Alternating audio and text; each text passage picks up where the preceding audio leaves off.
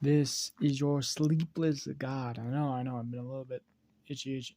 I know you really want Percy Jackson, but I got this new idea. I want to bring it out for you guys. It is, what if the hero's brother killed the Demon King? Let's start the what if. Now, uh, the system that we're rolling with is a lot different because I've been watching a lot of One Piece, and you probably know that. But I really like the luck system that One Piece has. But I'm also going to kind of advance that a little bit. So, in this world of realities, every person has an ability. Every person, no matter their age, their size, their gender, every person has an ability. That ability is given to them by birth by random. Most of them people believe by God. Some people believe by random. Some people they believe by fate itself. But any of these abilities are perfectly random and do not give, like, they give bonuses. So like uh bar fight, that's an ability. The ability is that you can any weapon that is picked up, so like a bat, a brick, a chair, a glass that is picked up, you have mastery over that weapon, plus you are in rage, and you only get half as much damage, but you cannot control who you attack. You will only attack enemies, but you will not control who you attack. And that, like these abilities, but plus they have ranking systems. So it goes F, D, C, B, A, S. S is the farthest ranking for normal people as you can go. And the only way you can do this is leveling up yourself. So you level up once, you can level up your ability from an F to a D, and that makes it so much better. And then a D to a C, then a C to a B, then a B to an A, then that A to an S, and that's how farther you can go. How you level up, though, how you level up is a lot different than normal. Like most RPGs and other things, you level up by killing things. You level up by doing anything. So let's say this: me and you, we spar for a little bit. We both still get XP from that. That spar, we get XP. Small amounts, but we still get XP. But let's say we're in a fight to our lives and we're risking it. We get more XP because we're like putting out adrenaline. It's all about what you can do. Even simple farming, you get XP. Walking, you get XP. Exercise, you get XP. Swimming, you get XP. Building something, you get XP. Anything that is not sleeping, eating, or sleeping or eating, or like sleeping, drinking, or eating, you get XP from, because you're doing something out of your normal task. So if you just sit down, like something that's not like being lazy. So let's say you sit down for an hour and a half. Someone else who was like working out, let's say doing push-ups or something, could have got more XP from you from like just doing some simple push-ups. But let's truly start it. So we go into a old kind of log cabin, like really nice, like perfectly made log cabin. And it looks up and you see a katana, a black katana on the headboard. And we go out of that log cabin, and we see a man about his like late 30s, 35ish. Hair completely black, hands rugged, like he's been swinging a sword for almost all of his life. Body lean muscle, nothing massive, but lean muscular muscle. His eyes completely closed as he's laying in the grass right now, like just sleeping. As he gets his feet put up, as he's just fell asleep in the grass, as You hear someone say, "Father, Father, where are you? Where are you? You dumb motherfucker! I will beat your ass this one time. Stop getting late for assignments." He's like, as an older looking woman, but not like too old, about like 2 to 3 years older than the Like slaps him on the back of the head, says, "You cannot say that. You know this, right? He will beat you." Like it's like, "No, he won't. Not this time. Not this time." As he looks around, he as the like a younger looking boy, I'd say about the ages of like 19, 20ish, and there's an older looking girl right next to him about the ages of like probably 24, maybe 23. They're like father, as it's like nothing reactions. "King, will you have a meeting?" It's like, "Oh, you got my attention." It's like, gosh. You know, do you not remember you had royal council with your brother, the hero, and the kingdom that they lay in? He says, "Oh yes, I remember. I guess it's time, isn't it? You're almost late, father. If you don't hurry up, he has teleportation. They instantly disappear." He says, "I hate when he fucking does that shit." He's like, as another slap to the back of the head. "No cursing." So, "I'm almost 20. I'm 19 years old." He says, "Yes, but I'm still your older sister. You cannot cuss." As they look very similar. About the brother a little bit shorter, about 5, about like 6'2", as the girl is roughly like 6'6". White hair, very blonde, not like blonde, but like white, like extremely white. Uh, very highly muscular, as her eyes are two different shades. One is like a blue, like a very, very beautiful blue. And the other one's a very darker shade of red. As the boy looks very similar to his father, black hair, kind of very stocky, but not stocky, I shouldn't say, he's not short, very muscular built, but his eyes are perfectly black. Perfectly black, and like a stubbly mustache. Stubbly mustaches.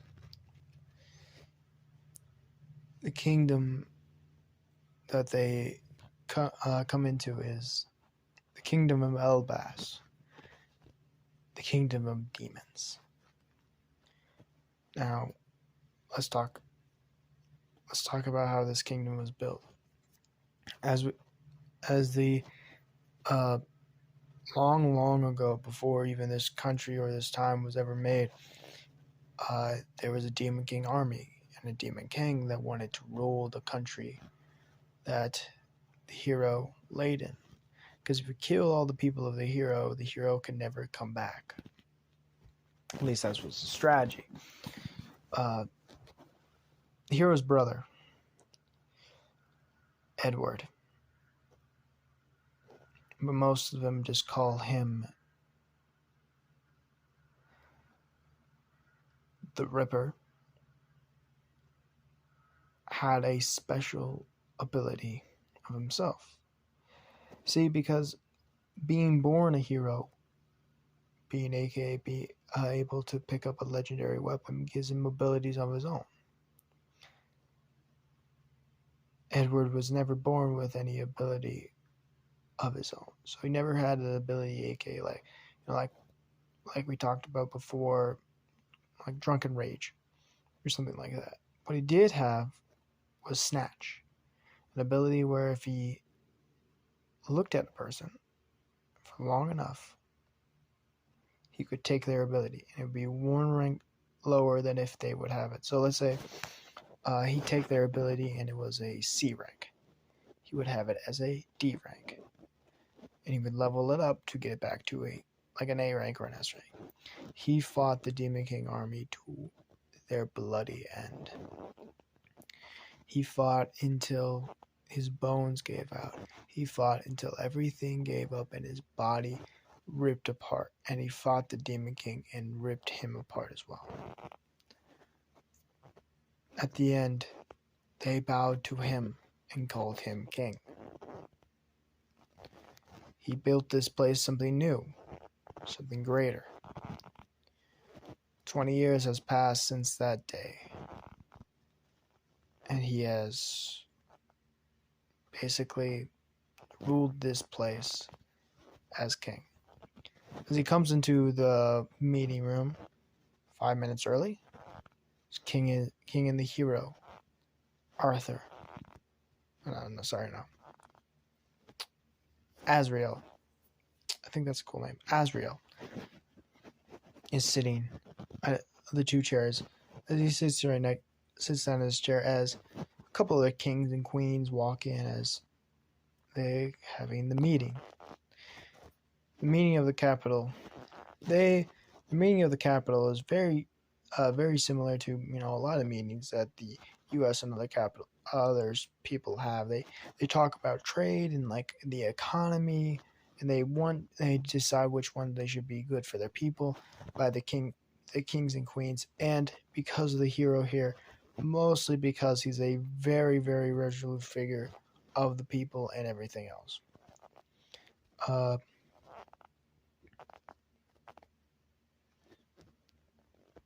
As you have multiple different parties here, and this just goes on. Now, the king looks at them all and says, "So,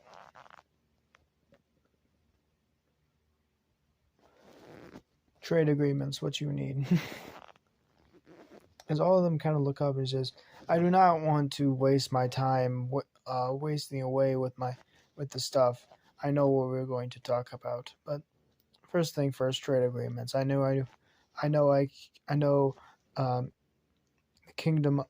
the kingdom of Frazil work with agriculture most of the time. The kingdom of Magical work with magic, and the kingdom of the hero works with at least a little bit of both, but mostly military strength, and I would say more of a protection detail, and I mostly work on armory, weapons, materials like that. Very young but we're a strong one as well. No threatening at least. War times, none of us, we all have peace agreements with ourselves. We now do not fall on leadership." As the hero looks at all of them and says, yes, of course. But we do have to mention, as the hero gets up out of his chair, that we are passing down the wizard, the archer, the swordsman, are passing down their weapons to the younger audience. As he looks up and says, "What about you, old hero?" As the hero looks down at him and says, "Brother, you cannot let me pass down my weapon even if I could. You know this. A hero must die in battle or die of old age. And even then, it takes a while." I know. It's just interesting cause of plans. That's nothing resolute. As they keep on talking for a little bit longer, nothing really changes. Some of them plans out some other things, but our king, when he leaves, when he walks around our city, it's so beautiful to him. See, because with him and his brother, he lived in a rundown area, trashed, no belief. His kingdom should not ever have those. He hated because the slums itself is a resolute area of pain and suffering. He does not have the slums.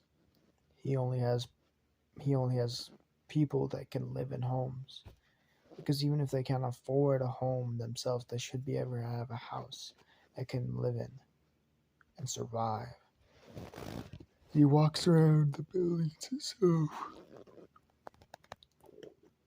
He smiles as some of the people walking past says, "Hello, King. How you doing?"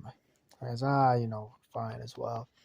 Keep on going out for your day. He does not even come around with a sword. He just walks around as uh,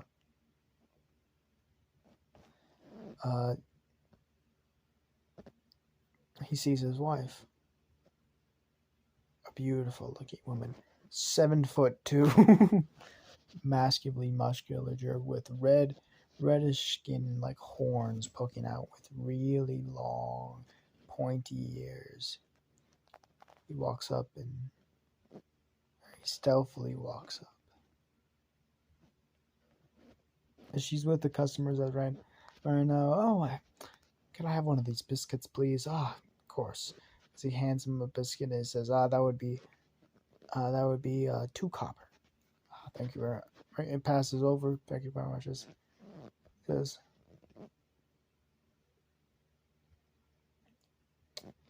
as stealthily walking up as he does, uses his just 1 foot, launches up, peck on the cheek, launches back down, without even noticing. As she looks down, sees her beautiful husband, the king of this land, as he says, "How long have you been standing there?" "Not for long." "You know what I hate that you do that, right?"